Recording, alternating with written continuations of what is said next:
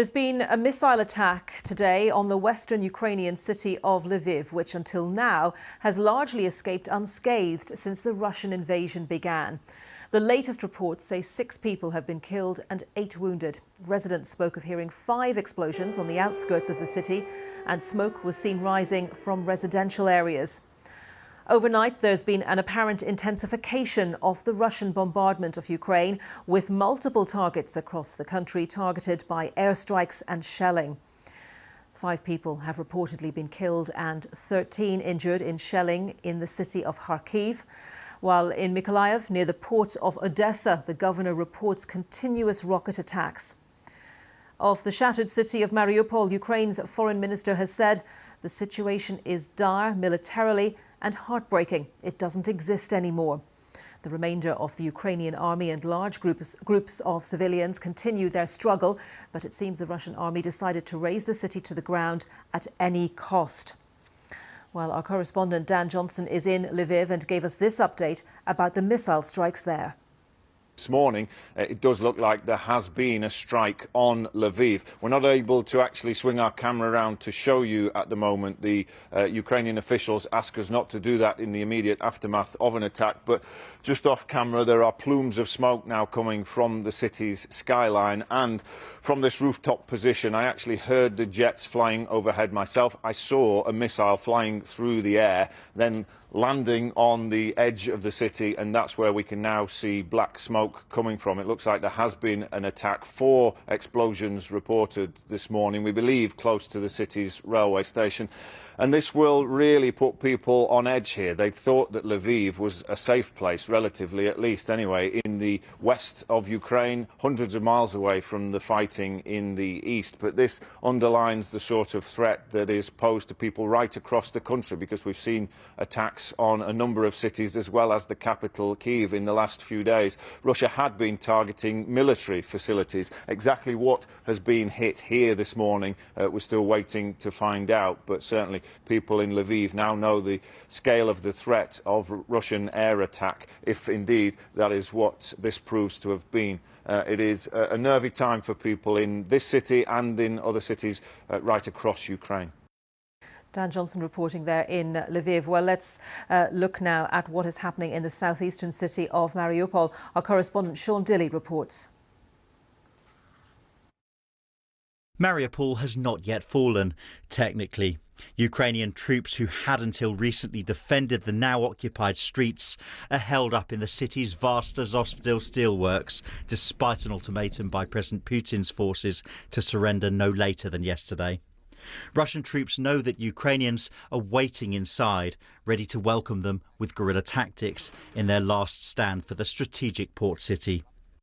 As the rockets continue to fall across the country, a parallel information war rages. This unverified picture of the Russian Black Sea flagship, the Moskva, which sank on Thursday, was posted online. Ukraine claimed they struck it with 2 Neptune missiles. Russia insisted it had nothing to do with their enemy and that a fire caused an explosion that would eventually cause it to capsize while being towed to port. Meanwhile, shelling continues across the country, with President Putin's forces intensifying activities in the east. In Kharkiv, Ukrainian health officials say 5 people were killed and 13 injured after Russian forces shelled buildings in the centre of the city.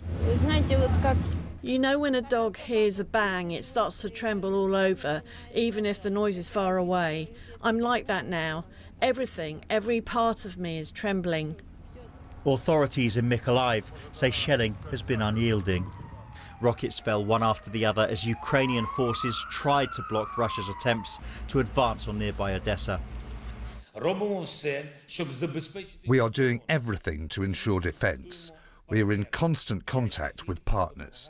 We are grateful to those who really help with everything they can.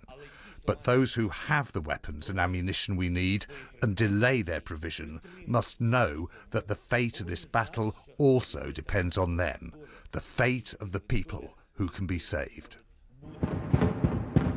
The country's leadership is bracing itself for more attacks today, but talks have already started on what happens when the shelling stops. Ukraine's President Volodymyr Zelensky has spoken to the head of the International Monetary Fund. It's expected the country will ask the IMF and G7 countries for $50 billion to help it rebuild. But the reality is no reconstruction work is possible until the conflict ends. Sean Dilley, BBC News. And with me now is our correspondent Anna Foster, who's in the Ukrainian capital, Kyiv. Hello to you, Anna. But I want to begin with Lviv, where you have also spent time. And when we've spoken about it, we've talked about the relative safety of that city. It's a place where lots of Ukrainians have moved to from other parts of the country or passed through on their way to Poland and other countries. So overnight, that situation has changed, hasn't it? It has, Anita, and you're right to say that people in Lviv do live a relatively normal life at the moment. In fact, the last time there was a strike on Lviv was when I was there. It was 3 weeks ago now. So it is very rare to see a strike of this kind in the West. But it's important to remember that that is where a lot of the resupply chains are, a lot of the ammunition and weapons that's being donated. Everything really comes from the West. A lot of it comes across the Polish border.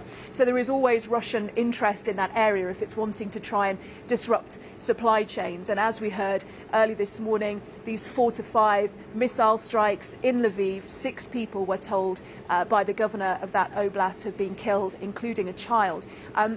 In terms of what they were trying to strike, we were told it was 3 military infrastructure points. We don't know too much more about that at the moment, about what was actually being produced there. The authorities in Lviv also said that a civilian car repair shop had been targeted. But it does mark a change. You know, right across this country, there are places like Kharkiv and places like Mariupol where we talk about the near constant shelling. But there is still really a sense of normality as you go further west. As you rightly say, it's where a lot of people moved to seek sanctuary. And when they see things like this attack this morning, it does give people a fresh sense of nervousness and a fresh sense of fear. And over on the other side of the country then in Mykolaiv, Anna, we're hearing from the Ukrainian foreign minister some really sobering lines from him. The situation is dire, he says, militarily and heartbreaking. It doesn't exist anymore. Are the Ukrainians saying that, in so many words, that Russia now has control of Mariupol?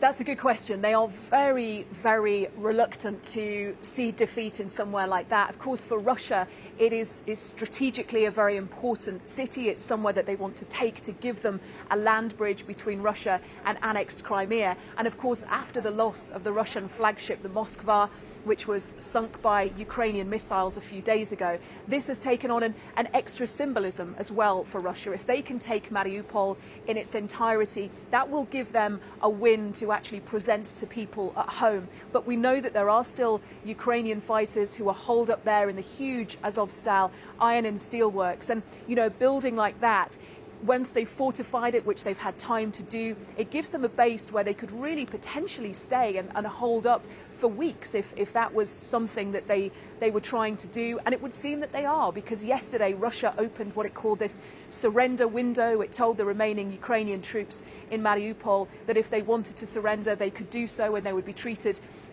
with their rights under the Geneva Convention. But Ukrainian fighters, they did not surrender. They carried on fighting, and they said that they would do so until the end. Anna, for the moment, thank you very much. Anna Foster in Kyiv.